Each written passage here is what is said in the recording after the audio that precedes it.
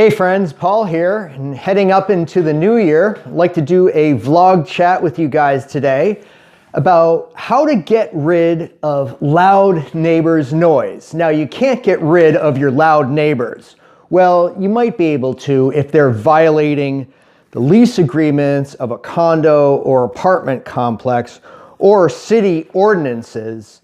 But generally speaking, we've got to live with a certain degree of noise. Now, I'm posting this topic leading up to the new year as I'm reviewing my YouTube channel over 2018. I've had a lot of success with the soundproofing videos.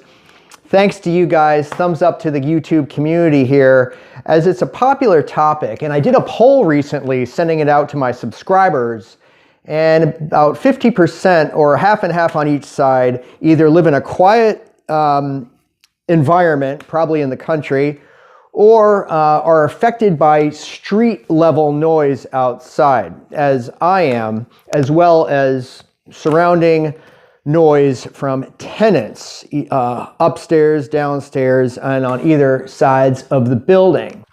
One thing that I carry around as I'm going about town, and I keep a couple of these right by my bedside at all times, are the 3M SuperFit 33 earplugs.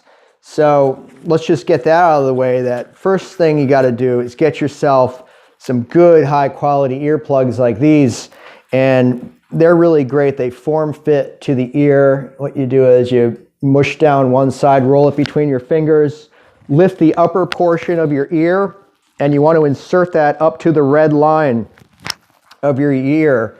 And they take about, I would say, about 3 minutes to expand in the ear canal.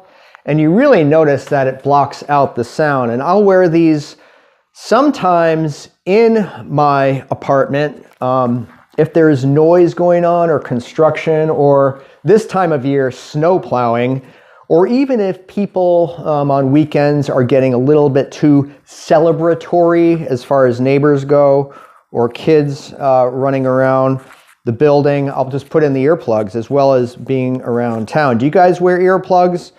Post your comments below about some of your favorites. I get these, get packs of these SuperFit 33s online, and they work out really well. So as far as street level noise, that earplugs are a great solution. Also, as I've mentioned before, if you've got problems with noisy tenants living around you, a noisy, really inconsiderate neighbor who does nothing short of dropping heavy objects on the floor. Usually at about 1 o'clock, 2 o'clock in the morning, sudden loud noises like that just can wake us right out of a sound sleep, kind of in a panic mode until we process what's going on. It's just not cool. And the problem with dealing with noisy neighbors on an administrative level, if you're in a condo or apartment complex, is that the response I get is something to the effect of, noise is our #1 complaint. And, we can't track down every little noise that's bothering tenants. It can get quite frustrating. A friend of mine was telling me recently of someone who sold a house, moved into such a condo development, and is actually thinking of moving again due to excessive noise coming from one of their neighbors that, kind of falls within the guidelines perhaps of the community, but it's enough that it's affecting this person's quality of life. So, and that can often happen, when you're checking out an apartment or condo or house in a residential neighborhood. Be aware, pay attention to the noise that's going on at different times of the day, during the daytime, during the weekends, and if you can, especially during night and early evening when people can get quite loud. It can get tricky as far as approaching neighbors in person, and you want to use caution with that. I advise against it if there are procedure protocols put in place for you to go through channels versus approaching people one-on-one, as that can create bad feelings, perhaps leading to confrontation.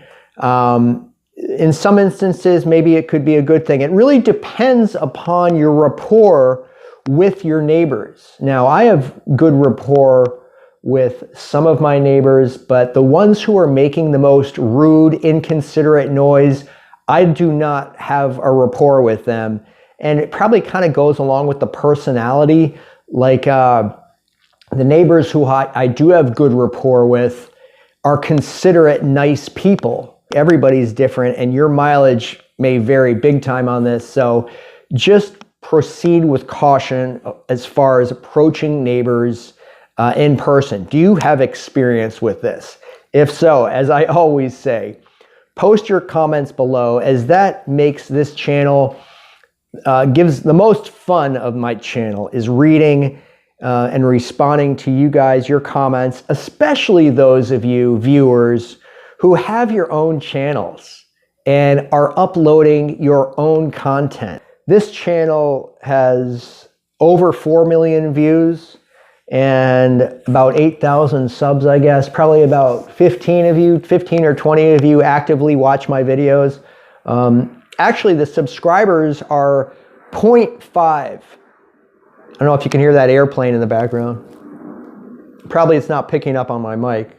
Well, anyway, since I've been recording this video, I've had snowplows outside and jet airplanes outside, but it's probably not picking up on the external mic I'm using. Anyhow, 0.5 of my views are from subscribers, 0.5 of 1%.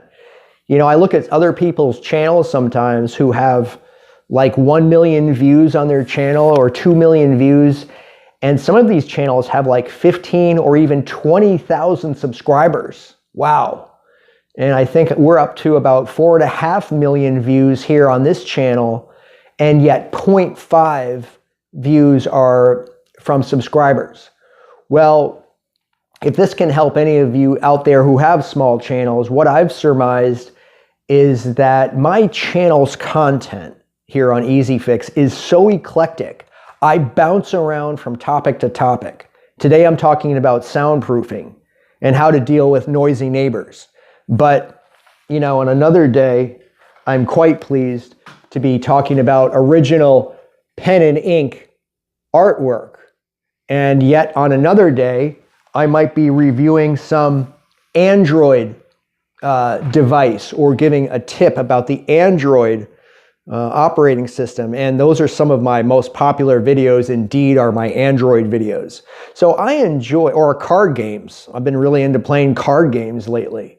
So this channel bounces around a lot, and that is not good, generally speaking, to develop subscribers on YouTube.